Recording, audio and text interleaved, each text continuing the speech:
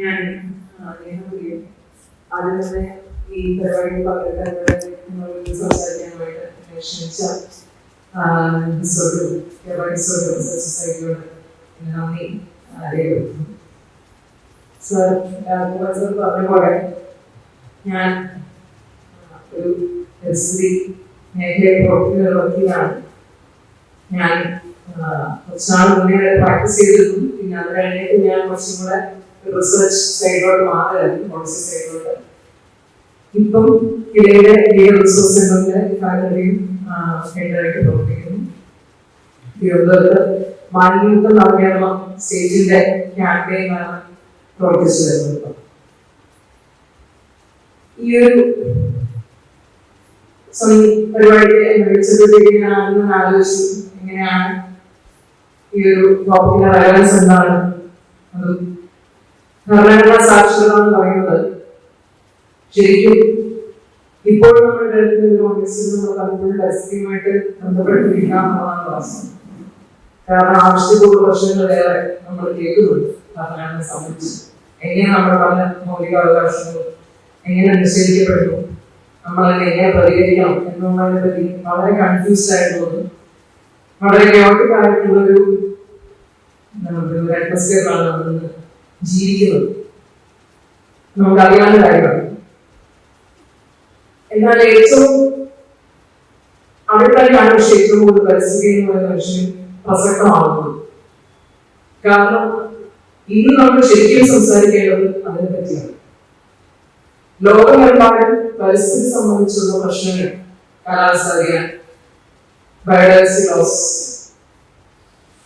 Planetary boundaries എന്നൊക്കെ പറഞ്ഞുള്ള കോൺസെപ്റ്റുകൾ നമ്മൾ വളരെയധികം വരുന്ന ഒരു സാഹചര്യത്തിൽ നമ്മളെല്ലാം അനുഭവിച്ചുകൊണ്ടിരിക്കുന്ന ഒരു സാഹചര്യത്തിൽ പണ്ട് കുറച്ചും കൂടെ ഭാവിയിലേക്കുള്ള ഏതൊരു പരിപാടിയാണെന്നുള്ള രീതിയിലായിരുന്നു നമ്മളതിനൊക്കെ ചിന്തിച്ചിരുന്നെങ്കിലും ഇന്നും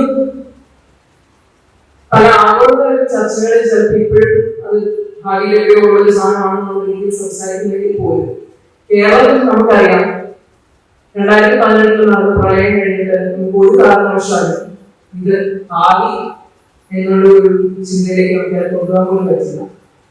പണ്ട് ഇന്റർ ജനറേഷൻ എപ്പിച്ചയെ പറ്റിയാണ് നമ്മൾ സംസാരിച്ചത്. അത് ഭാവി തലമുറകളുടെ അവകാശങ്ങൾ സസ്റ്റൈനബിൾ ഡെവലപ്മെന്റ് നമ്മൾ പറയുമ്പോഴത്തേക്കും ഇന്നത്തെ തലമുറകൾ മറ്റൊരു ഭാവി തലമുറകളെ കുറിച്ച് എങ്ങനെ ചിന്തിക്കണം എന്നുള്ളതാണ്. നമ്മൾ ഇന്നത്തെ പക്ഷെ അതൊരു 5 വർഷം മുന്നിൽ നിന്നു. ഇന്ന് നമുക്കറിയാം ഇപ്പോഴാണ് പ്രശ്നം നടക്കുന്നത്. ഞാൻ നേരത്തെ പറഞ്ഞിരിക്കുന്നത് ഈ പ്രശ്നങ്ങളെ പറ്റിയാണ് ഭരണഘടനയുടെ എല്ലാം പിൻബലത്തോട് നമ്മൾ സംസാരിക്കുന്നത്. Right life article 21 right life നമ്മൾ 2000 തന്നെ അല്ലെങ്കിൽ 1986 തന്നെ നമ്മളത് നമ്മുടെ അവകാശമായിട്ട് മൗലികാവകാശമായിട്ട് സുപ്രീം കോടതി കൊണ്ടുവന്നതാണ്. പക്ഷെ ഇപ്പോഴും അതിന്റെ കൃത്യമായ അതികൾ എന്താണെന്നോ നമുക്കത് നേടിയെടുക്കാൻ സാധിച്ചോ? കലാസാധ്യതയുടെ ഒരു പശ്ചാത്തലത്തിൽ നിന്നുകൊണ്ട് നമ്മൾ എന്താണ് ചെയ്യേണ്ടതെന്നുള്ളതോ ഇപ്പോഴും പ്രോപ്പറായിട്ടുള്ള കോൺവെർസേഷൻസ് ഇല്ല എന്നുള്ളതാണ് അതിന്റെ ഒരു സത്യാവസ്ഥ. കേരളത്തിൽ 2018 കഴിഞ്ഞിട്ട് ചെറിയ രീതിയിൽ പ്രവർത്തനങ്ങൾ സംഭവിച്ചിട്ടുണ്ട്. അത് നിഷേധിക്കാനാവില്ല. ചില കാര്യങ്ങൾ നടന്നു. ഞാൻ അതിന്റെ ഭാഗമായി 2018 പഠനം കഴിഞ്ഞ് ഞാൻ തിരിച്ചു വക്കീലായിരുന്നു. പിന്നെ പഠനം കഴിഞ്ഞ് ഞാൻ തിരിച്ചു വന്നു. 2018 പ്രളയം കഴിഞ്ഞിട്ട് സംസ്ഥാന സർക്കാർ നമ്മുടെ തദ്ദേശ സ്ഥാപനങ്ങളായ ദുരന്തനിവാരണ പദ്ധതികൾ ആ രീതിയിലുള്ള കുറച്ച് പ്രവർത്തനങ്ങൾ ഏറ്റെടുത്തു. പക്ഷെ ഇതൊന്നും തന്നെ പല കാരണങ്ങളാലും നമുക്ക് അതിലൊരു ഇതിലേക്ക് എത്തിക്കാൻ സാധിച്ചിട്ടില്ല എന്നുള്ളത് തന്നെയാണ് വാസ്തവം. ഞാൻ കുറച്ചും കൂടെ എന്റെ ഒരു ടോപ്പിക്കിലേക്ക് ഇനി വരാം. പരിസ്ഥിതി നിയമങ്ങൾ ഒരു പുതിയ വീക്ഷണം എന്നുള്ളതാണ് ഞാൻ എന്റെ വിഷയമായിട്ട് തിരഞ്ഞെടുത്തത്. ആദ്യം തന്നെ എനിക്ക് നിങ്ങളോട് ചോദിക്കാനുള്ള ഒരു വിഷയമാണ്, എന്താണ് പരിസ്ഥിതി നിയമങ്ങൾ? നമ്മൾ എന്താണ് പരിസ്ഥിതി നിയമങ്ങൾ എന്നതുകൊണ്ട് മനസ്സിലാക്കുന്നത്? നമ്മൾ പരിസ്ഥിതി നിയമങ്ങൾ കൊണ്ട് ഒരു അഡ്വക്കേറ്റിന്റെ മുന്നിലുണ്ട്. പരിസ്ഥിതി നിയമങ്ങൾ എന്ന് പറയുമ്പോൾ ഇന്നും കേരളത്തിലും ഇന്ത്യയിലും നമ്മൾ കൂടുതൽ സംസാരിക്കുന്നത് 1972 കഴിഞ്ഞ് സ്റ്റോക്ക്ഹോം കൺവെൻഷൻ കഴിഞ്ഞ് സംഭവിച്ചിട്ടുള്ള പല വിഷയങ്ങളെ സംബന്ധിച്ച്, പഴയ പല നിയമങ്ങളെ സംബന്ധിച്ചിട്ടുള്ള. അതുപോലെ 74 വാട്ടർ ആക്ട് വന്നു, നിങ്ങൾക്കറിയായിരിക്കാം. Water prevention and control pollution act വന്നു. 81 എയർ ആക്ട് വന്നു. അത് കഴിഞ്ഞ് 1986 എൻവയോൺമെന്റ് പ്രൊട്ടക്ഷൻ ആക്ട് വന്നു. അത് ശരിക്കും ഭോപ്പാൽ ആസ്ഥാനത്തിൽ കഴിഞ്ഞിട്ടുണ്ടായ ഡെവലപ്മെന്റ് ആണ്. അങ്ങനത്തെ നിയമങ്ങൾ വന്നത്. എന്നാൽ ഈ നിയമങ്ങളെല്ലാം കൂടുതലും അതുപോലെ പറയുന്നുണ്ട് വൈൽഡ് ലൈഫ് പ്രൊട്ടക്ഷൻ ആക്ട് ഉണ്ട്, ഫോറസ്റ്റ് കൺസർവേഷൻ ആക്ട് ഉണ്ട്. ഈ നിയമങ്ങളെല്ലാം നമുക്ക് ചിലപ്പോൾ കൂടുതൽ കാറ്റഗറൈസ് ചെയ്യാൻ പറ്റുന്നത് പരിസ്ഥിതി സംരക്ഷണ നിയമങ്ങളായിട്ടാണ്. ഈ നിയമങ്ങൾ എടുത്ത് നോക്കുകയാണെന്നുണ്ടെങ്കിൽ അതിനകത്ത് സംരക്ഷണം എങ്ങനെ ചെയ്യാം എന്നുള്ളതിനെ സംബന്ധിച്ചാണ്. അതിനെപ്പറ്റി സംസാരിക്കുമ്പോൾ വേറൊരു കാര്യം എടുത്തു പറയുന്നത് ഇതെല്ലാം ഞാനിപ്പോൾ പറഞ്ഞ എല്ലാ നിയമങ്ങളും സെൻട്രൽ ഗവൺമെന്റ് കൊണ്ടുവന്നിട്ടുള്ള നിയമങ്ങളാണ്. എല്ലാം കുറച്ചും കൂടെ സെൻട്രൽ ഗവൺമെന്റ് പറഞ്ഞിരിക്കുന്ന ഒരു നിയമത്തിന്റെ ഒരു നിയമത്തിനകത്ത് ഏതൊക്കെ രീതിയിൽ നമ്മുടെ പ്രവർത്തനങ്ങൾ, നാട്ടിൽ നടക്കുന്ന പ്രവർത്തനങ്ങൾ, രാജ്യത്ത് നടക്കുന്ന പ്രവർത്തനങ്ങൾ ഏത് രീതിയിൽ റെഗുലേറ്റ് ചെയ്യണം എന്നുള്ള രീതിയിൽ വന്നിട്ടുള്ള നിയമങ്ങളാണ്. അതിനകത്ത് 1986 പരിസ്ഥിതി സംരക്ഷണ നിയമത്തിന്റെ കീഴിൽ വന്നിട്ടുള്ള ചില നിയമങ്ങളാണ് ഞാനിപ്പം ഏറ്റവും കൂടുതൽ ഡീൽ ചെയ്യുന്ന solid waste management rules, plastic waste management rules. ഇവിടെ നിങ്ങൾ കയറിയപ്പോൾ നിങ്ങൾ പുറത്ത് എഴുതി വെച്ചിട്ടുള്ളതാണ് ഹരിതചട്ടം എന്ന രീതിയിൽ ഒരു ബോർഡ് നിങ്ങൾ കണ്ടിട്ടുണ്ടാവും. ഈ ക്യാമ്പസിൽ പ്ലാസ്റ്റിക് നിരോധിച്ചിരിക്കുന്നു എന്ന് പറഞ്ഞൊരു ബോർഡ് നിങ്ങൾ കണ്ടതാണ്. അതൊക്കെ കൂടുതൽ 1986 പരിസ്ഥിതി സംരക്ഷണ നിയമത്തിന് കീഴിൽ സെൻട്രൽ ഗവൺമെന്റ് കൊണ്ടുവന്നിട്ടുള്ള ചട്ടങ്ങളെയൊക്കെ ആസ്പദമാക്കി കേരള സംസ്ഥാന സർക്കാർ എടുത്തിട്ടുള്ള ചില ഇതാണ്. അത് പലതരം വേസ്റ്റുകൾക്ക് പലതരം റൂൾസുകളുണ്ട്, ചട്ടങ്ങളുണ്ട്. ബയോമെഡിക്കൽ വേസ്റ്റ് റൂൾസ് ഉണ്ട്, ഇ വേസ്റ്റ് റൂൾസ് ഉണ്ട്. സംസ്ഥാന സർക്കാർ ഇതിപ്പം വളരെയധികം ഈ പ്രത്യേകിച്ച് സോളിഡ് വേസ്റ്റ് മാനേജ്മെന്റ് ഒന്നാണ്. പക്ഷെ എന്നാലും നമ്മൾ ഇപ്പോഴും അതിന്റെ കാര്യം ക്യാച്ച് ചെയ്യുന്നതേ ഉള്ളൂ. ബ്രഹ്മപുരം തീപിടുത്തം കഴിഞ്ഞപ്പോഴത്തേക്കും സംസ്ഥാന സർക്കാർ വളരെയധികം പ്രവർത്തനങ്ങൾ അതിന്റെ ബേസിസിൽ എടുത്തു. അതായത് കോടതി പ്രധാനമായിട്ട് പറഞ്ഞെന്ന് പറഞ്ഞു കഴിഞ്ഞാൽ റൂളിനകത്ത് പറഞ്ഞ പല കാര്യങ്ങളും നമ്മൾ ഇപ്പോഴും മനസ്സിലാക്കിയിട്ടില്ല, നമുക്ക് സാധിച്ചിട്ടില്ല. പല കാരണങ്ങൾ നമ്മൾ ഏറ്റവും കൂടുതൽ ജനങ്ങളുടെ ഒരു സഹകരണ ഉപകാരം തന്നെയാണ്. പിന്നെ സർക്കാരിനും അത് കാരണമൊക്കെ തന്നെ പല ഇതിന് വേണ്ട സംവിധാനങ്ങൾ കൊണ്ടുവരാൻ സാധിച്ചിട്ടില്ല. ഈ ഒരു ചട്ടങ്ങളാണ് നമുക്ക് ഏറ്റവും കൂടുതൽ കേരളത്തിൽ ഞാൻ പ്രവർത്തിക്കുന്ന മേഖലയിലും അല്ലാതെ സംസ്ഥാന സർക്കാർ ഇപ്പം സംസ്ഥാന സർക്കാർ നയമായിട്ട് ഏറ്റെടുത്ത് വരുന്ന ചില നിയമങ്ങൾ ഇതൊക്കെയാണ്. പിന്നെ നമുക്ക് ഏറ്റവും കൂടുതൽ ഇപ്പം കേൾക്കാൻ പറ്റുന്ന ഒരു സംഭവം വൈൽഡ് ലൈഫ് പ്രൊട്ടക്ഷൻ ആയിട്ടാണ്. പ്രത്യേകിച്ച് ഇപ്പം വന്യജീവി സംഘർഷമൊക്കെ ബന്ധപ്പെട്ട് നമ്മൾ ഏറ്റവും വരുന്നത് വൈൽഡ് ലൈഫ് പ്രൊട്ടക്ഷൻ ആയിട്ടാണ്. ഈ നിയമങ്ങൾ നമുക്ക് കുറച്ചുകൂടെ ഇതായിട്ട് ബ്രോഡായിട്ട് നമുക്ക് ക്ലാസിഫൈ ചെയ്യാൻ പറ്റുന്നത് ചിലത് എന്താണ്, ചിലത് മലിനീകരണത്തെ സംബന്ധിച്ചാണ്, ചിലത് പരിസ്ഥിതിയുടെ മറ്റുള്ള ആഘാതം എന്നുള്ളതിനെ കുറിച്ചാണ്, ഫോറസ്റ്റ് ആൻഡ് വൈൽഡ് ലൈഫിനെ എങ്ങനെയാണെന്നുള്ളതാണ്. എന്നാൽ ഈ ഒരു പിന്നെ ഇത് കൂടാതെ പറഞ്ഞിട്ടുണ്ടെങ്കിൽ നമുക്ക് ഒരുപാട് അവകാശങ്ങൾ നൽകിയിട്ടുണ്ട്. അവകാശങ്ങൾ എന്നുള്ളത് നമ്മൾ പറയുന്നതിന് മുന്നേ തന്നെ ആദ്യം ഡ്യൂട്ടി ഓൺ ഏജ്, അതായത് ഫണ്ടമെന്റൽ ഡ്യൂട്ടി ഓൺ സിറ്റിസൺസ് ആണ്. പിന്നെ അതുപോലെ 48A സ്റ്റേറ്റിന്റെ DPSP, അതായത് director principal of state policy എന്ന രീതിയിലും സ്റ്റേറ്റിന്റെ പുറത്ത് മാൻഡേറ്ററി അല്ലാത്ത ഒരു ഫംഗ്ഷൻ, ഒരു ചുമതലയുണ്ട് എന്നുള്ള രീതിയിലും നമുക്കുള്ള പരിസ്ഥിതി എങ്ങനെ സംരക്ഷണമാകും. പക്ഷെ ഇതെല്ലാം കേൾക്കുമ്പോഴും നമുക്കറിയാം ഈ നിയമങ്ങൾക്കെല്ലാം ഒരു കേന്ദ്രീകൃത ചായവാണ്. ഇതിനകത്തൊന്നും തന്നെ നമ്മുടെ സംസ്ഥാന സർക്കാർ പറഞ്ഞിട്ടുള്ള കൊണ്ടുവന്നിട്ടുള്ള നിയമങ്ങളൊക്കെ ഞാൻ സംസാരിച്ചു.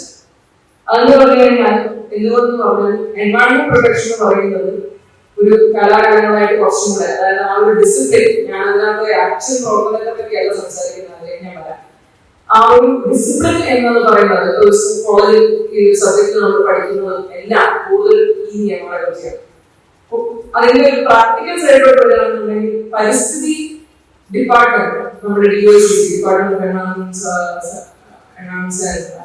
DOCC അതെന്നുണ്ടെങ്കിൽ Indian ministry of environment climate change, ഇവർ ഡീൽ ചെയ്യുന്നത് കൂടുതലും ഞാൻ ഈ പറഞ്ഞ നിയമങ്ങളെ സംബന്ധിച്ചത്. പക്ഷെ ഈ നിയമങ്ങൾ മാത്രമാണോ നമ്മുടെ പരിസ്ഥിതിയെ ശരിക്കും അഫക്ട് ചെയ്യുന്നത്? അത് നമ്മൾ ഓരോരുത്തരും ആലോചിക്കേണ്ടതുണ്ട്.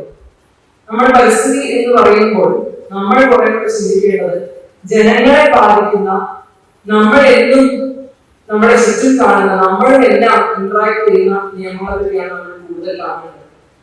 നിയമത്തിന്റെ തന്നെ പ്രസക്തി എന്താണെന്നുള്ളതൊക്കെ ഇവിടെ ചോദ്യം വരും. കാരണം നമ്മളെ ഏറ്റവും കൂടുതൽ ബാധിക്കുന്ന നിയമങ്ങളല്ല നമ്മൾ പരിസ്ഥിതി നിയമങ്ങൾ, നമ്മളെ പരിസ്ഥിതിയിൽ പ്രശ്നം ഉണ്ടാകുന്ന തീർച്ചയായും നമ്മളെ എല്ലാം ബാധിക്കും. പക്ഷെ ഈ നിയമങ്ങൾ വളരെ നമ്മുടെ ഒരു ഡെവലപ്മെന്റ് സെക്ടറിൽ പറയും സൈലോസ് ആണ്, തമ്മിൽ ഇന്ററാക്ഷൻ ഇല്ലാതെ ഓരോ ഡിപ്പാർട്ട്മെന്റിന്റെ കീഴിൽ ആ ഡിപ്പാർട്ട്മെന്റ് മാത്രം ഡീൽ ചെയ്യുന്നതായിട്ടാണ് ഇപ്പം പലപ്പോഴും നിലനിൽക്കുന്നത്. നമ്മുടെ പരിസ്ഥിതിയെ പറ്റി സംസാരിക്കുമ്പോൾ നമ്മൾ പലപ്പോഴും നമ്മുടെ ഭൂനിയമങ്ങളെ പറ്റി സംസാരിക്കാറില്ല, നമ്മുടെ ലാൻഡ് റിഫോംസ് ആക്ടിനെ പറ്റി സംസാരിക്കാറില്ല. അതുപോലെ തന്നെ കേരളത്തിന് സ്വന്തമായ ഒരു ഫോറസ്റ്റ് ആക്ട് ഉണ്ട്, അതുപോലെ കേരളത്തിന്റെ പഞ്ചായത്ത് രാജ് ആക്ട് ഉണ്ട്, മുനിസിപ്പാലിറ്റി ആക്ട് ഉണ്ട്. ഈ നിയമങ്ങളെ പറ്റി എന്നാൽ നമ്മൾ പരിസ്ഥിതി നിയമങ്ങൾ എന്ന് പറയുമ്പോൾ നമ്മൾ സംസാരിക്കാറില്ല. ഈ നിയമങ്ങൾ നമ്മുടെ പല സ്റ്റോക്ക് ടേക്കിംഗിൽ വരികയില്ല. പരിസ്ഥിതിയെ സംബന്ധിച്ചുള്ള കോൺവെർസേഷൻസിൽ നമ്മൾ എങ്ങനെയാണ് പരിസ്ഥിതി നിയമങ്ങൾ, അത് കോടതിയിൽ പോകാം, കോടതികളെ നമ്മൾ പരിസ്ഥിതി സംബന്ധമായ കേസുകൾ എന്ത് കേൾക്കുന്ന കേസുകൾ, അതിന് അതിൻ്റെതായ കേസുണ്ട്, ഓരോ കോടതിക്കും അതിൻ്റെതായ ജുറിസ്ഡിക്ഷനുണ്ട്. നമ്മളിപ്പം ഹരിത ട്രൈബ്യൂണൽ നമ്മൾ കേൾക്കും, ഏറ്റവും കൂടുതൽ എനിക്കറിയായിരിക്കും. അത് കുറച്ച് വർഷങ്ങൾക്ക് ഞാൻ പ്രാക്ടീസ് ചെയ്ത കാലത്തൊക്കെ ആയിരുന്നു അവിടെ വളരെ 2010 ഹരിത ട്രൈബ്യൂണൽ നിയമം വന്നത്. ആ നിയമം കുറച്ചുനാൾ ഡിഫങ്കായിട്ട് കിടന്നു. എല്ലാ നിയമവും അങ്ങനെയൊക്കെ ശരിക്കും പറഞ്ഞാൽ ആരെങ്കിലും അതിനെ ശരിക്കും പുഷ് ചെയ്യാനുണ്ടെന്നുണ്ടെങ്കിൽ പലപ്പോഴും നിയമങ്ങളുടെ അവകാശമൊന്നും ജനങ്ങളെ ചോദിക്കാനോ അല്ലെങ്കിൽ നാട്ടുകാരെ അതിനെ പ്രതിഷേധിക്കാനോ ഇല്ലെങ്കിൽ പലപ്പോഴും നിയമങ്ങളെല്ലാം നമ്മുടെ ഇടത്തിലാണ്. എന്നാൽ ഹരിത ട്രൈബ്യൂണലിന്റെ ഒരു കാര്യം പറയാം, ഹരിത ട്രൈബ്യൂണൽ 2010 നിയമം വന്നെങ്കിലും അത് കുറെ നാൾ ഇതുപോലെ തന്നെയായിരുന്നു. പിന്നെ അവിടെ താല്പര്യമുള്ളൊരു ജഡ്ജ് വന്നപ്പോഴാണ് പുള്ളിയാണ് അവിടെ പല കേസുകളും കേസുകൾ വളരെ ആക്റ്റീവായിട്ട് അതിനകത്ത് ഇടപെടുകയും ഒക്കെ ചെയ്ത് പിന്നെ തീർച്ചയായും അവിടെ കൊണ്ടുവന്ന പെറ്റീഷണേഴ്സ് ആയിട്ട് കൊണ്ടുവന്നവരെ നമുക്ക് എപ്പോഴും നമുക്ക് അറിയാം. വളരെ പ്രോമിനന്റ് ആയിട്ടുള്ള പല കേസുകളും അവിടെ കൊണ്ടുവന്നു. അത് നമ്മുടെ സുപ്രീം കോടതിയിൽ കൊണ്ടുവരുന്ന കേസുകൾ പോലെ തന്നെ വളരെ സുപ്രീം കോടതി ഒരുപാട് ഇടപെട്ടിട്ടുണ്ട്. 10-30 വർഷമായിട്ട് സുപ്രീം കോടതിയിലെ ജൂറിസ്പ്രുഡൻസ് വളരെയധികം നമ്മുടെ പരിസ്ഥിതി ജൂറിസ്പ്രുഡൻസിനെ ഷേപ്പ് ചെയ്യാൻ ഹെൽപ്പ് ചെയ്തിട്ടുണ്ട്. പലർക്കും നമ്മുടെ നിയമങ്ങളിനകത്തുള്ള വ്യാപനം പരിഹരിക്കാൻ വേണ്ടി സുപ്രീം കോടതിയാണ് ഇടപെട്ടിട്ടുള്ളത്. ഹരിത ട്രൈബ്യൂണൽ അതുപോലെ തന്നെയാണ്. 2010 ഇങ്ങനൊരു നിയമം കൊണ്ടുവരികയും, പക്ഷേ ഞാൻ നേരത്തെ പറഞ്ഞ പോലെ ജൂറിസ്ഡിക്ഷന്റെ ഇഷ്യൂ പരിസ്ഥിതി നിയമങ്ങളിനകത്ത് തന്നെ ഇപ്പോഴും നമ്മൾ ഏറ്റവും നിങ്ങൾ പലരും പരിസ്ഥിതി ഹരിത ട്രൈബ്യൂണലിനെ പറ്റി കേട്ടിട്ടുണ്ടാവും ഞാൻ വിചാരിക്കുന്നു. ഹരിത ട്രൈബ്യൂണലിന്റെ നിയമത്തിനകത്ത് ഹരിത ട്രൈബ്യൂണലിന് മുന്നിൽ കൊണ്ടുവരാൻ പറ്റുന്ന കേസുകളുടെ ഒരു ലിസ്റ്റ് ആ നിയമങ്ങളുടെ കീഴിൽ വരുന്ന കേസുകളാണെങ്കിൽ അവിടെ ചെല്ലുള്ളൂ. അതും സെൻട്രൽ ആക്ട് ആയതുകൊണ്ട് തന്നെ സെൻട്രൽ ഗവൺമെന്റിന്റെ ഒരു നിയമം ആയതുകൊണ്ട് തന്നെ ഹരിത ട്രൈബ്യൂണലിന് മുന്നിൽ കൊണ്ടുവരുന്ന കേസുകളിൽ പലപ്പോഴും കേരളത്തിലെ അല്ലെങ്കിൽ ഓരോ റീജിയൻ വൈസ് ഉള്ള പല കേസുകളും ചിലപ്പോൾ കൊണ്ടില്ല ചെല്ലില്ല. അത് ഹൈക്കോടതിയിൽ പോകും, കൊണ്ട് ചെന്നുകൂടാന്നല്ല, അത് ആത്മഹത്യ ബാധിക്കുന്ന പോലെ ഇരിക്കും. ചിലപ്പോൾ കൊണ്ടെല്ലാം പറ്റും, ബുദ്ധിമുട്ടിയെത്താൻ പറ്റും, പക്ഷേ അത് വക്കീൽ ബാധിക്കുന്ന പോലെ ഇരിക്കും. അങ്ങനത്തെ കേസുകൾ പലപ്പോഴും ഹൈക്കോടതിയിലേക്ക് പോകും. ഹൈക്കോടതിയിൽ ഒരു കേസ് പോകുന്നതും ഹരിത ട്രൈബ്യൂണലിൽ ഒരു കേസ് പോകുന്നതും തമ്മിലുള്ള വ്യത്യാസം എന്തായിരിക്കും? അവിടെ നമ്മൾ പറഞ്ഞു പ്രൊസീജിയറൽ റൈറ്റ്സിനെ പറ്റിയാണ്. നമ്മൾ പലപ്പോഴും എൻവയോൺമെന്റ് പ്രൊട്ടക്ഷൻ ആക്ട്, റൂൾസ്, അതുപോലെ വൈൽഡ് പ്രൊട്ടക്ഷൻ ആക്ട്, അങ്ങനെയുള്ള കാര്യങ്ങൾ എല്ലാം പറയുമ്പോൾ നമ്മൾ മനസ്സിലാക്കേണ്ട ഒരു കാര്യം, ഒരു നിയമം പ്രാവർത്തികമാക്കാൻ അതിന്റെ സബ്സ്റ്റാൻഷ്യൽ ഭാഗത്ത് മാത്രം പോലെ എന്താണ് അവകാശം അല്ലെങ്കിൽ എന്താണ് ഏത് സ്റ്റാൻഡേർഡാണ് മെയിൻറ്റെയിൻ ചെയ്യേണ്ടത് എന്നുള്ളത് മാത്രം പോരാ നിയമത്തിൽ. ഞാൻ എങ്ങനെ ആ നിയമം ആ അവകാശം ഞാൻ നേടിയെടുക്കും, എങ്ങനെ ഞാൻ അവകാശത്തെ പ്രാവർത്തികമാക്കും എന്നുള്ളത് കൃത്യമായ ഒരു മാനദണ്ഡങ്ങളാണ്, കൃത്യമായ വഴികളില്ല. അല്ലാതെ എനിക്ക് ഒരു നിയമമുണ്ട് കോടതിയില്ല എന്ന് പറഞ്ഞാൽ എനിക്ക് ആ നിയമം എക്സസൈസ് ചെയ്യാനുള്ള സ്പേസ് ഇല്ല. നിയമമുണ്ട്, പക്ഷെ എനിക്ക് നിയമത്തിൽ പുതിയ ഡ്രാഫ്റ്റ്സ് വരുമ്പോൾ അതിനെപ്പറ്റി ഞാൻ അറിയുന്നില്ല എന്നുണ്ടെങ്കിൽ ഒരു കാര്യമില്ല. നിയമത്തിന് കീഴിൽ സർക്കാർ ഗവൺമെന്റ് ഡിപ്പാർട്ട്മെന്റ് ചില നടപടികൾ സ്വീകരിക്കുന്നുണ്ട്, പക്ഷെ അതിനെപ്പറ്റി എനിക്ക് അറിയാൻ സാധിക്കില്ല. എന്ത് കരുതാണെന്നുണ്ടെങ്കിൽ ഒരു നിയമം ഉണ്ടായിട്ട് മാത്രം കാര്യമില്ല. അതുകൊണ്ട് തന്നെയാണ് വർഷങ്ങളായിട്ടുണ്ടായിട്ടുള്ള നമ്മുടെ പല നിയമങ്ങളും പിടിച്ച് അവിടെ വെട്ടിയിട്ടുണ്ട്. ഇടയ്ക്കിടെ അങ്ങനെ ഇരിക്കുമ്പോഴത്തേക്കും അതെല്ലാം എടുത്ത് റിവൈസ് ചെയ്യാന്ന് പറഞ്ഞ് ആർക്കേക്കാണ് എന്ന് സ്വയം ഡിക്ലെയർ ചെയ്ത് അതിനെ മുഴുവനായിട്ട് മാറ്റാനുള്ള ശ്രമങ്ങൾ നടക്കാറുണ്ട്. അതിനകത്ത് നെസ്റ്റ് ഡിസ്കസും ഉണ്ടാകാറുണ്ട്. പക്ഷെ ആ ടൈപ്പ് ഞാൻ പറഞ്ഞു വന്നത് ഈ പറയുന്ന സബ്സ്റ്റാൻഡേർഡ് റൈറ്റ്സ് മാത്രം പോകരുത്, അല്ലെങ്കിൽ സബ്സ്റ്റാൻഡേർഡ് റൈറ്റ്സ് എഴുതി വെച്ചാൽ മാത്രം പോകരുത്. ആ നിയമങ്ങൾ ജനങ്ങളിലേക്ക് എത്തിക്കാനുള്ള ശ്രമം ഉണ്ടാകണം. അത് ഗവൺമെന്റിന്റെ ഒരു ചുമതലയാണ്. സിറ്റിസൺസ് നമുക്ക് അത് നേടിയെടുക്കാൻ നമുക്കും ഒരു ചുമതലയുണ്ടെന്നുണ്ട്. അപ്പൊ പരിസ്ഥിതി നിയമങ്ങളെ സംബന്ധിച്ചിടത്തോളം കേരളത്തിൽ ഇന്ത്യയിലെ ഒരിക്കലും RTI ആണ് ശരിക്കും പരിസ്ഥിതി നിയമങ്ങളുടെ ഏറ്റവും വലിയ പ്രൊസീജിയറൽ ബാക്ക് നൽകുന്നത്.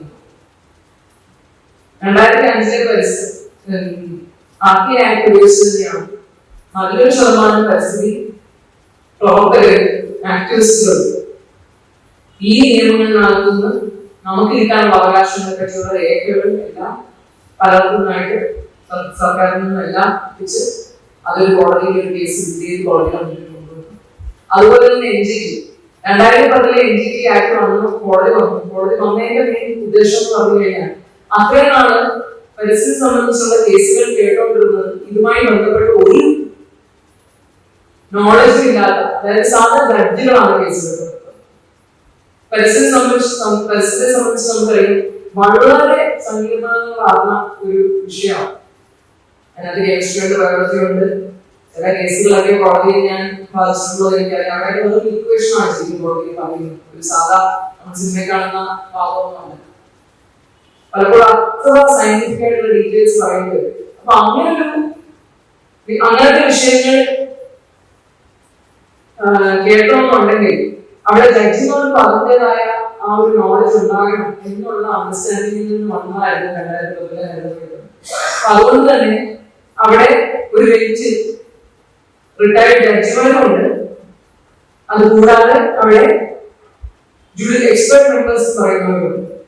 ആ കോടതി ശരിക്കും ബന്ധപ്പെടുന്നത് ആ ഒരു സമയത്ത് വളരെയധികം പരിസ്ഥിതി സംബന്ധിച്ചുള്ള നിയമം, പരിസ്ഥിതി സംബന്ധിച്ചുള്ള കേസുകൾക്ക് ഒരുപാട് അതിനെ ആ ഒരു സമയത്ത് മീഡിയകൾ ഏറ്റെടുത്തത് കാരണം ഒരുപാട് കേസുകൾക്ക് ഒരുപാട് അറ്റൻഷൻ കിട്ടാൻ സാധിച്ചു എന്നുള്ളത് ശരിക്കും. നിയമങ്ങളൊക്കെ പണ്ടുണ്ടായിരുന്നു, പക്ഷെ അതിനെപ്പറ്റി അത്രയൊന്നും ആളുകൾ കേൾക്കുന്നൊന്നുമില്ല. പല കേസുകളും ആ ഒരു രീതിയിൽ എനിക്ക് ഡയറക്റ്റ് ഭാഗമാകാൻ സാധിച്ചിട്ടുണ്ടെങ്കിലും കേരളത്തിലെ ആവാനുള്ള കേസുമൊക്കെ എയർപോർട്ടിനെ സംബന്ധിച്ചുള്ള കേസുമൊക്കെ അതിനകത്ത് കൊടുത്തായിരുന്നു പ്രശ്നമുണ്ടെന്നുള്ളത് കണ്ട് കോടതി അവരുടെ മാറ്റിവെക്കുകയായിരുന്നു. അതുപോലെ വളരെ ക്രിട്ടിക്കലായിട്ടുള്ള പല ഇത് NGTയുടെ മുന്നിൽ വന്നിട്ടുണ്ട്. പിന്നെ പബ്ലിക് പാർട്ടിസിപ്പേഷൻ ഇന്ന് പലപ്പോഴും നമ്മൾ സോഷ്യൽ മീഡിയയിൽ ഇരുന്ന് അത് കാര്യങ്ങൾ പറയുന്നത് കൂടാതെ അത് പബ്ലിക് പാർട്ടിസിപ്പേഷൻ ആണോ എന്നുള്ളത് വലിയ ചോദ്യമാണ്. കാരണം ഒരു പദ്ധതി വരുമ്പോൾ ഇതിന്റെ റിസൾട്ട് കൊണ്ട് പറയുകയും ഒരു പദ്ധതി വരുമ്പോൾ പദ്ധതിയുടെ ചുറ്റും സമീപവാസികൾക്ക് ഉദാഹരണം അഫക്റ്റഡ് ആവാൻ സാധ്യതയുള്ളവർക്ക് അതിനെപ്പറ്റി അഭിപ്രായം പറയാൻ അവരെ എങ്ങനെ ബാധിക്കും എന്നുള്ളതിനെ പറ്റി കൃത്യമായ ഒരു ധാരണ ഉണ്ടായി ഒരു ഇൻഫോംഡ് കൺസെന്റ് കൊടുക്കാനുള്ള അവകാശം ശരിക്കും പബ്ലിക് പാർട്ടിസിപ്പേഷനിലൂടെ പരിസ്ഥിതി സംരക്ഷണം സംബന്ധിച്ച നിയമങ്ങളുടെ ഒരു പ്രൊസീജിയർ സൈറ്റായിട്ട് വരേണ്ടതാണ്. ഇന്ത്യയിൽ അത് എത്രത്തോളം നമുക്ക് പ്രാവർത്തികമാക്കാൻ സാധിച്ചിട്ടുണ്ടെന്നുള്ളത് വലിയ ചോദ്യമാണ്. എൻവയോൺമെന്റൽ അസിസ്റ്റന്റ് നോട്ടിഫിക്കേഷൻ എന്ന 2006 എൻവയോൺമെന്റ് പ്രൊട്ടക്ഷൻ ആക്ടിന്റെ കീഴിൽ വന്ന നിയമത്തിലൂടെ നൽകുന്നതിന് മുന്നേ അല്ലെങ്കിൽ സ്റ്റഡി നടന്നു കഴിയുമ്പോൾ അവിടുത്തെ പൊതുജനത്തിനോട് അഭിപ്രായം എടുക്കണം എന്നുള്ളത് അതിന്റെ ഒരു ഭാഗമായിട്ടുണ്ട്. പക്ഷെ അതിനകത്ത് നിങ്ങൾ എത്ര പേര് പാർട്ടിസിപ്പേറ്റ് ചെയ്തിട്ടുണ്ടാവുമെന്ന് എനിക്കറിയില്ല. ഞാൻ പോലും കൂടിയിട്ടില്ല എന്നുള്ളതാണ് അവസ്ഥ. ഞാൻ ഇതിന്റെ പല കേസുകൾ കോടതിയിൽ വാദിച്ചിട്ടുണ്ട്, പക്ഷെ ഞാൻ പോലും ഇതിന്റെ ഭാഗമായിട്ടില്ല. അതിനെല്ലാം പല കാരണങ്ങളുണ്ട്. എങ്ങനെ ഈ പ്രൊസീജിയറൽ റൈറ്റ്സ് നമ്മൾ നൽകാൻ തയ്യാറാകുന്നു എന്നുള്ളതും ഇതിനകത്ത് ഭാഗമാണ്. ഈ റൈറ്റ് അവകാശങ്ങളില്ലാതെ നമുക്ക് ഒരിക്കലും ഞാൻ നേരത്തെ പറഞ്ഞ നിയമത്തിനകത്തുള്ള സബ്സ്റ്റാൻഡേർഡ് റൈറ്റ് നമുക്ക് ഒരിക്കലും എക്സസൈസ് ചെയ്യാൻ സാധിക്കില്ല. അതുപോലെ തന്നെയാണ് ഈ നിയമങ്ങൾ അപ്പോർട്ട് ചെയ്യേണ്ട ഒരുപാട് അതോറിറ്റീസും ബോർഡുകളും ഉണ്ട്. ആ ബോർഡുകളെ ശക്തമായി നിലനിർത്തുക, ഇൻഡിപെൻഡന്റായി നിലനിർത്തുക എന്നുള്ളതും ഇതിന്റെ തന്നെ ഭാഗമായി വരും. ബോർഡുകൾക്ക് ആദ്യം ആവശ്യമുള്ള സ്റ്റാഫിനെ ഇൻഡിപെൻഡന്റ് ആയിട്ട് വർക്ക് ചെയ്യാൻ ഉള്ള ഒരു സ്പേസ് വേണം. സ്റ്റാഫിന് കപ്പാസിറ്റി വേണം പല രീതിയിലും. ഇതെല്ലാം ആയാൽ മാത്രമേ നമുക്ക് ഈ പറയുന്ന പ്രൊസീജിയറുകളായിട്ട് ശരിക്കും നമുക്ക് ഒരു അവകാശമായി ലഭിക്കൂ എന്ന് നമുക്ക് പറയാൻ പറ്റുള്ളൂ. പക്ഷെ ഇതിപ്പോ വന്നുകൊണ്ട് ഈ പല പലതരം പ്രോസസ്സുകളൊക്കെ നമ്മൾ എടുക്കുന്നത് പലപ്പോഴും ഒക്കെയാണ്. ഞാൻ ഒത്തിരി പാകപ്പെടുന്നുണ്ട്. അതുകൊണ്ട് തന്നെയാണിത്. ഞാൻ അതിനകത്തോട്ട് ഒരുപാട് ഇത് ചെയ്യുന്നില്ല. കാരണം അങ്ങനെ പറയാൻ പറയുന്നത് ഓരോ നിയമത്തിനെയും നമ്മൾ എടുത്ത് പഠിക്കേണ്ടി വരും. ആ രീതിയിൽ ഒരു കോംപ്രഹെൻസീവ് ആയിട്ടുള്ള ഒരു സ്റ്റഡി ഇന്നത്തെ കാലത്ത് നടക്കുന്നില്ല എന്നുള്ളതും ഒരു വളരെ നമ്മൾ അതിനെപ്പറ്റി ആലോചിക്കേണ്ടതാണ്. എന്തുകൊണ്ട് ഈ രീതിയിലുള്ള പഠനങ്ങൾ എന്തെങ്കിലും നടക്കുന്നുണ്ടെങ്കിൽ പോലും നമുക്ക് നന്നാകാം. പക്ഷെ ആ പഠനം നടക്കുന്നുണ്ടെങ്കിൽ പോലും പഠനങ്ങളെ പറ്റി മാറ്റം അറിയില്ല. അപ്പം ഈ പ്രൊസീജിയറൽ റൈറ്റ്സ് ഞാൻ പറഞ്ഞു. പിന്നെ നമുക്ക് പറയാൻ പറ്റുന്ന ചില കാര്യങ്ങളുണ്ട്. അതായത് ഞാൻ നേരത്തെ പറഞ്ഞു, കേന്ദ്രീകൃതമായ ഒരു രീതിയിലാണ് നമ്മുടെ പരിസ്ഥിതി സംരക്ഷണം സംബന്ധിച്ചുള്ള നിയമങ്ങൾ ഞാൻ പറഞ്ഞതെല്ലാം ഓപ്പറേറ്റ് ചെയ്യുന്നത്. പക്ഷെ ശരിക്കും നമ്മുടെ ഗ്രൗണ്ടിലുള്ള ആളുകളെ ഇത്രയും എഫക്ട് ചെയ്യുന്ന നിയമങ്ങളായിരുന്നു. നമ്മൾ ശരിക്കും പരിസ്ഥിതി സംരക്ഷണത്തിനപ്പുറം ഇന്നത്തെ കാലത്ത് പരിസ്ഥിതി സംബന്ധിച്ച നിയമങ്ങൾ എന്ന രീതിയിലേക്ക് നമ്മൾ മാറി ചിന്തിക്കേണ്ടിയിരിക്കും. പരിസ്ഥിതി സംബന്ധിച്ച എന്ന് പറയുമ്പോഴത്തേക്കും ഞാൻ നേരത്തെ പറഞ്ഞ ലാൻഡ് ലോസ് ഉണ്ട്, municipality act, panchayat Raj act. ഈ നിയമങ്ങളുടെ മറ്റേ നിയമങ്ങളുടെ വ്യത്യാസം എന്താണെന്ന് ചോദിച്ചു കഴിഞ്ഞാൽ, ഈ നിയമങ്ങളിനകത്ത് പല കാര്യങ്ങളെ പറ്റി സംസാരിക്കുന്നതിന്റെ കൂടെ പരിസ്ഥിതിയെ സംബന്ധിച്ച് ഒരു ചെറിയ ഭാഗമേ കാണുള്ളൂ. ചിലപ്പോൾ ഒന്നോ രണ്ടോ വകുപ്പൊക്കെ പോലും കാണുള്ളൂ. പക്ഷേ ആ നിയമങ്ങളുടെ കീഴിലും പലതരം നോട്ടിഫിക്കേഷൻ, ഉത്തരവുകൾ, അതിനെ സംബന്ധിച്ച് പിന്നെയും വിപുലമായ കുറെ ജൂറിസ്പ്രുഡൻസ് ഓപ്പറേഷണൽ ലെവലിൽ നടക്കുന്നുണ്ടാണ്. അത് പക്ഷേ പലപ്പോഴും നമ്മൾ നേരത്തെ ഞാൻ പറഞ്ഞ പോലെ ഒരു സ്റ്റോക്ക് ടേക്കിനകത്ത് വരില്ല, കോടതികളുടെ മുന്നിൽ ചിലപ്പോൾ നടക്കുന്നില്ല. ആ രീതിയിൽ ആ നിയമങ്ങൾ പക്ഷെ വളരെ പ്രധാനമാണ്. പ്രത്യേകിച്ച് ഇന്നത്തെ കാലത്ത് നമ്മൾ കൂടുതൽ ദുരന്തങ്ങളും കൂടുതൽ കാലാവസ്ഥാ വ്യതിയാനം സംബന്ധിച്ചുള്ള പ്രശ്നങ്ങളെ പറ്റി ചിന്തിക്കുമ്പോൾ ഈ പറയുന്ന നിയമങ്ങളെ പറ്റി നമ്മൾ വളരെയധികം ബോധവാന്മാരായിരിക്കും. ഉദാഹരണത്തിന് ആർക്കെങ്കിലും പറയാമോ, നമ്മളെ ഏറ്റവും കൂടുതൽ നമ്മൾ കേൾക്കുന്നതും നമുക്ക് എല്ലാവർക്കും ഒരു സമയത്തെങ്കിലും എന്തെങ്കിലും ഒരു ബന്ധം ഉണ്ടായിരിക്കുന്ന ഒരു റൂളുണ്ട്. നമ്മുടെ കേസുമായിട്ട് ബന്ധപ്പെട്ട കാര്യങ്ങളുണ്ട്. പക്ഷെ നമ്മൾ അതിനെപ്പറ്റി അധികം നമ്മൾ ആലോചിക്കാറില്ല. പറയുന്നത് എനിക്കറിയില്ല. ബിൽഡിംഗ് റൂൾസ് ആണ്. ബിൽഡിംഗ് റൂൾസ് ശരിക്കും നമ്മുടെ പരിസ്ഥിതി, നമ്മുടെ ഒരു ലാൻഡ്മാർക്സിനെ സംബന്ധിച്ച് പ്രത്യേകിച്ച് കേരളത്തിൽ ഒരു പോളിസി ഇല്ല. അപ്പൊ ആ ഒരു സാഹചര്യത്തിൽ സ്പാഷ്യൽ പ്ലാനിങ്ങിനെ സംബന്ധിച്ച് ഏറ്റവും കൂടുതൽ ശരിക്കും പറഞ്ഞാൽ നമ്മുടെ പ്രവർത്തനങ്ങളെ ഗൈഡ് ചെയ്യാനായിട്ട് അല്ലെങ്കിൽ നമുക്ക് ഗൈഡ് ചെയ്യുന്ന ഒരു നിയമം എന്ന് പറയുന്നത് ബിൽഡിംഗ് റൂൾസ് ആണ്. വളരെയധികം ഇടയ്ക്കിടയ്ക്ക് അനക്കളാവുന്നതുമാണ്. അതുകൊണ്ട് ആരും കൊള്ളാത്ത നിയമമാണെന്ന് പറയാൻ പറ്റില്ല. ബിൽഡിംഗ് റൂൾസ് വളരെയധികം എപ്പോഴും 2019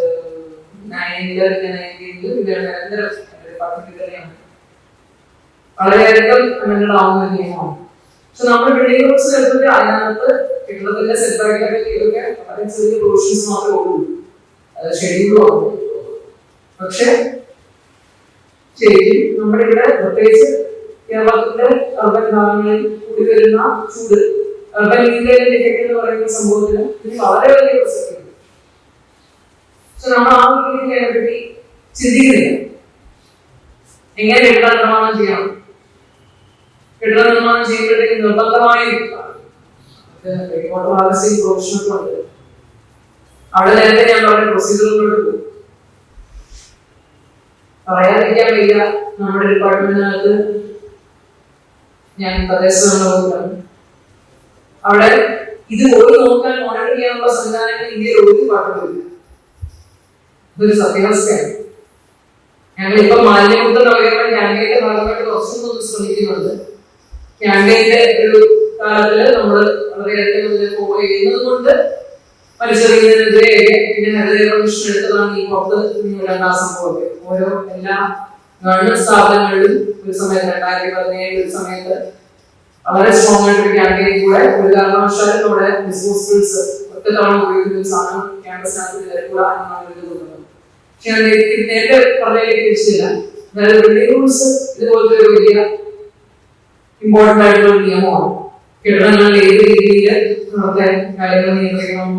നമ്മൾ പലപ്പോഴും നമ്മൾ പറയുമ്പോൾ നമ്മൾ പല പുറത്തെ രാജ്യങ്ങളിൽ സംസാരിക്കുക, അവിടെ അത് ചെയ്യുന്നു ഇവിടെ ചെയ്യുന്നു എന്ന് നമ്മൾ പറയും. പക്ഷെ പുറത്തെ രാജ്യങ്ങളിൽ ഇങ്ങനത്തെ കാര്യങ്ങളിൽ എന്താണ് ചെയ്യുന്നത് നമ്മളെ പറ്റി നമ്മൾ സംസാരിക്കാറ്. നമ്മൾ റോഡ് പണിയുന്നതിനെ പറയുമ്പോഴത്തേക്ക് പുറം രാജ്യങ്ങളെ പറയും. പുറം രാജ്യങ്ങളിൽ ഇങ്ങനത്തെ കാര്യങ്ങൾ എന്തോരം സ്ട്രിക്റ്റ് ആയിട്ടുള്ള നിയമങ്ങളുണ്ട് എന്നുള്ളതിനെ പറ്റി നമ്മൾ സംസാരിക്കാറുണ്ട്. ഇവിടെ ഓരോരുത്തർക്കും സ്വന്തം രീതിയിൽ തന്നെ വീട് പണിയണം, ഒരു രീതിയിലുള്ള മാൻഡേറ്റ്സോ അല്ലെങ്കിൽ നിബന്ധനകളോ കൊണ്ടുവരുന്നത് നമുക്ക് ഇഷ്ടമല്ല. ആ രീതിയിലുള്ള ഒരുപാട്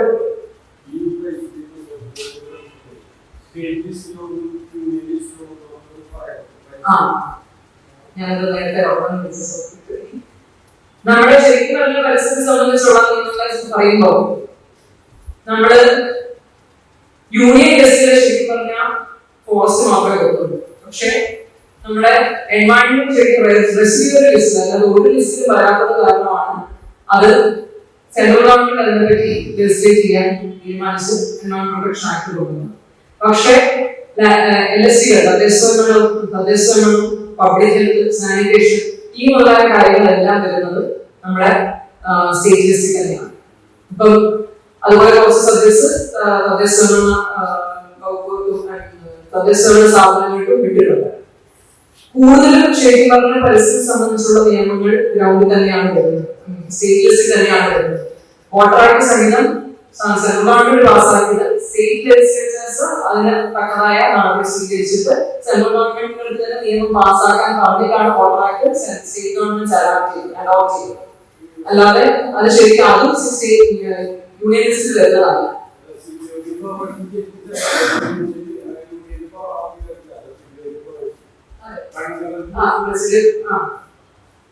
റെസിഡ്യൂറി പവേഴ്സ് എന്ന് പറയുന്നത് റെസിഡ്യൂറി ലിസ്റ്റ് ഇല്ല. ആ ലിസ്റ്റ് ഇല്ലാത്ത സാഹചര്യത്തിൽ അത് റെസിഡ്യൂറി ഇതായിട്ട് എടുത്ത് അങ്ങനെ ഉണ്ടാക്കുന്നതാണ്. പക്ഷേ ഞാൻ പറഞ്ഞല്ലോ, ശരിക്കും പറഞ്ഞാൽ ഇന്നത്തെ കാലത്തെ ആ ലിസ്റ്റ് എടുത്തു കഴിഞ്ഞാൽ നമ്മളുള്ള എക്സിസ്റ്റിംഗ് ലിസ്റ്റ് നോക്കിക്കഴിഞ്ഞാൽ നമുക്ക് പല നിയമങ്ങളും ശരിക്കും പറഞ്ഞാൽ സ്റ്റേറ്റിൽ വേണമെന്നുണ്ടെങ്കിലും അത് സ്റ്റേറ്റിന്റെ പല നിയമങ്ങളും അതിനകത്ത് ഒരുപാട് ഓവർലാപ്പ് ഉണ്ട്.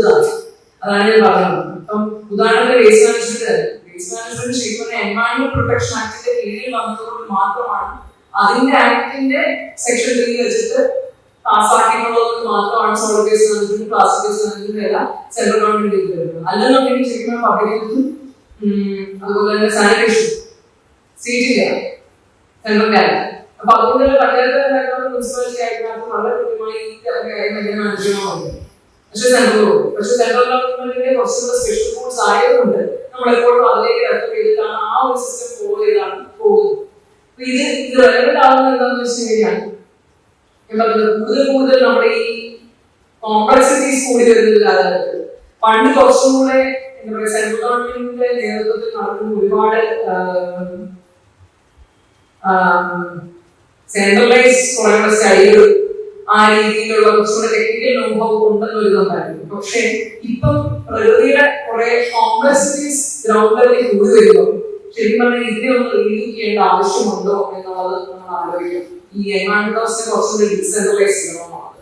കാരണം കൂടുതൽ ഒരു കമാൻഡ് ആൻഡ് കൺട്രോൾ മോഡൽസിലാണ് നമ്മുടെ ഈ പറയുന്ന എൻവയോൺമെന്റ് ഹൗസ് എല്ലാം കൊടുക്കുന്നത്, ഇൻക്ലൂഡിംഗ് നോട്ടിഫിക്കേഷൻ. ചെറിയ എൻവയോൺമെന്റ് നോട്ടിഫിക്കേഷനകത്തെ ഷെഡ്യൂളിനകത്ത് വരുന്ന ടോപ്പിക്സ് പറഞ്ഞു കഴിഞ്ഞാൽ സെൻട്രൽ ഗവൺമെന്റിനാണ് പോകേണ്ടത്, അല്ലെ സെൻട്രൽ ഗവൺമെന്റിൽ നിന്നാണ് ക്ലിയറൻസ് കിട്ടേണ്ടത്, അതോ സ്റ്റേറ്റ് ഗവൺമെന്റിൽ നിന്നാണ് ക്ലിയറൻസ് കിട്ടേണ്ടത് എന്നുള്ളത് ആ ടൈപ്പ് ഓഫ് പ്രോജക്റ്റിന്റെ ഇൻവെസ്റ്റ്മെന്റ് അനുസരിച്ചാണ് അത് തിരിച്ചിരിക്കുന്നത്. അല്ലാതെ അതിന്റെ ജോഗ്രഫിക് ടെറൈൻ വെച്ചിട്ടല്ല അതിനകത്ത് കൃത്യമായി എവിടെയാണ് പോകേണ്ടത് എന്നുള്ളതിന് ക്ലാസിഫിക്കേഷൻ വരുന്നത്. ഈവൻ ടൈപ്പ് പൊല്യൂഷൻ കൺട്രോൾ ബോർഡിൽ എല്ലാവരും NOC മേടിക്കണം, നോ ഒബ്ജെക്ഷൻ സർട്ടിഫിക്കറ്റ് മേടിക്കണം. അത് CPCBക്ക് പോകില്ല. അതെല്ലാം സ്റ്റേറ്റ് ഗവൺമെന്റിന്റെ സീറ്റുകളിൽ നിന്നാണ് NOC മേടിക്കുന്നത്. പക്ഷെ NOC in comparison to EIA എന്ന് പറയുന്നത് വളരെ സിമ്പിൾ പ്രോസസ്സാണ്. അതിനകത്ത് വളരെ EIA എന്ന് പറഞ്ഞു കഴിഞ്ഞാൽ ഒരു വർഷങ്ങളോളം നീണ്ടു നിൽക്കുന്ന ഒരു സ്റ്റഡി പ്രോസസ്സാണ്. ഇമ്പാക്ട് അസസ്മെന്റ് എന്ന് പറയുന്നത്. അത് പക്ഷേ ഞാൻ നേരത്തെ ചോദിച്ചിരുന്നു, നിങ്ങൾ ആരെങ്കിലും അതിന്റെ ഒരു ഹിയറിംഗ് പോയിട്ടോ? ഇവിടെ ആദ്യപ്പള്ളി പ്രോജക്റ്റിന് ഹിയറിംഗ് നടത്തുന്നുണ്ട്. വിഴിഞ്ഞത്തിന് ഫണ്ട് ബെസ്റ്റ് കേസുകളാണ്. പക്ഷെ അതല്ലാതെ പൊതുവെ കേരളത്തിൽ അത്രയും വലിയ പ്രോജക്റ്റുകൾ ഇല്ലാത്തത് കൊണ്ട് തന്നെ ആ പ്രോജക്റ്റുകൾക്കൊന്നും പബ്ലിക് പാർട്ടിസിപ്പേഷൻ വരില്ല. കാരണം ആ ഒരു സർട്ടൻ ത്രെഷ്ഹോൾഡിൽ മേലെ വരുന്ന പ്രോജക്റ്റുകളിൽ മാത്രമേ പബ്ലിക് പാർട്ടിസിപ്പേഷൻ ആവശ്യമുള്ളൂ. ആ പ്രോജക്റ്റുകളെല്ലാം കൂടുതലും പോകുന്നത് മിനിസ്ട്രിക്കാണ്, പബ്ലിക്, അല്ലാതെ സ്റ്റേറ്റ് ഗവൺമെന്റിന്റെ SCSക്കാണ്.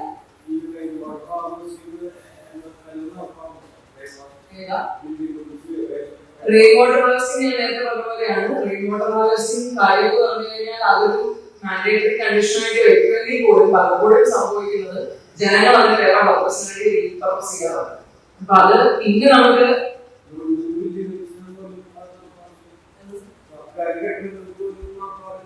എല്ലാ കെട്ടിടങ്ങളും വെക്കുന്ന സമയത്തുണ്ടാവും എന്തെങ്കിലും കാണും. അത് പക്ഷെ പലപ്പോഴും വേറെ എന്തെങ്കിലും വേണ്ട റീപർപ്പസ് ചെയ്യുന്ന പരിപാടിയാണ് അവർ ചെയ്യുന്നത്.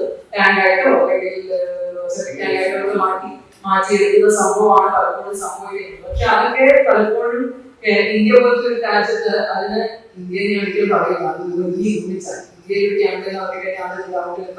കഴിയും. പക്ഷെ സ്റ്റേറ്റ് ഗവൺമെന്റിന്റെ പലപ്പോഴും മാസീവ് പുഷ് ഉണ്ടായാൽ മാത്രമേ കളക്കൂ. അതേപോലെ സ്റ്റേറ്റ് ഗവൺമെന്റ് പലപ്പോഴും അങ്ങനെ ഓരോ എല്ലാ കാര്യത്തിലും ജനങ്ങളുടെ കൂടെ സഹകരണം ഇല്ലാതെ നമുക്കിപ്പം കേരളത്തിൽ എവിടെ വേണമെങ്കിലും ഇങ്ങനത്തെ ചില കാര്യങ്ങളിൽ ആവശ്യം കൂടുതൽ മോഡൽസ് എടുക്കാനുണ്ടാവും. നല്ല പ്രവർത്തനങ്ങൾ ചെയ്യുന്ന വീടുകളുണ്ട്, കോളനികളുണ്ട്, കാര്യങ്ങളുണ്ട്. പക്ഷെ എല്ലാവരും ചെയ്യുന്നുണ്ടെന്ന് ചോദിച്ചാൽ ചെയ്യില്ല. അതാണ് ഇവിടെ അവസ്ഥ. കാരണം ഇതിന്റെ എല്ലാവരും ഒരു ഓൾട്ടർനേറ്റീവ് ഉണ്ട്. ഇപ്പൊ വേസ്റ്റ് ആണെന്നുണ്ടെങ്കിൽ നിങ്ങൾ വീട്ടിൽ സംസ്കരിച്ചില്ലെന്നുണ്ടെങ്കിൽ പുറത്തെറിയുക എന്നുള്ള ഓപ്ഷൻ ഉണ്ടെന്നാണ് എപ്പോഴും കാര്യം.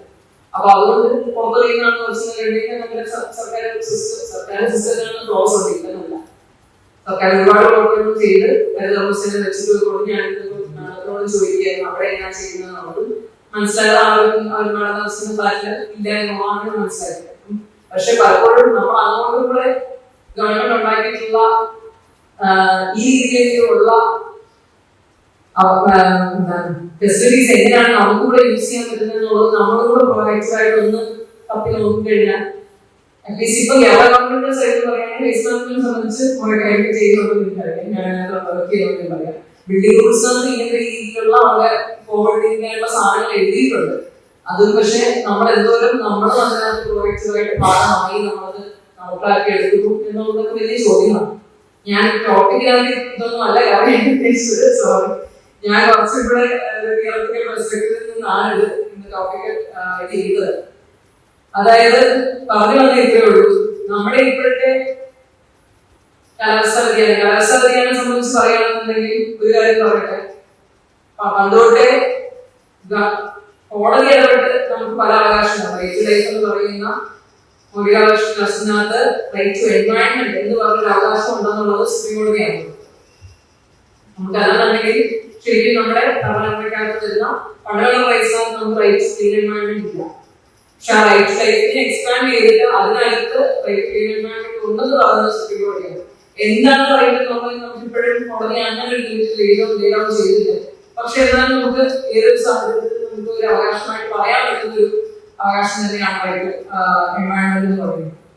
അപ്പൊ ഈ കാലാവസ്ഥാ വ്യതിയാനം സംബന്ധിച്ചും ഇപ്പം കോടതി തന്നെയാണ് ഇടപെട്ടിട്ട് ഒരു ക്ലൈമറ്റ് ചേഞ്ച് കാരണമുള്ള ഇമ്പാക്റ്റിൽ നിന്ന് നമുക്ക് രക്ഷപ്പെടാനുള്ള അവകാശമുണ്ട് എന്ന് പറഞ്ഞ് കോടതി ഒരു കേസ് 2024 വന്നിട്ടുണ്ട്.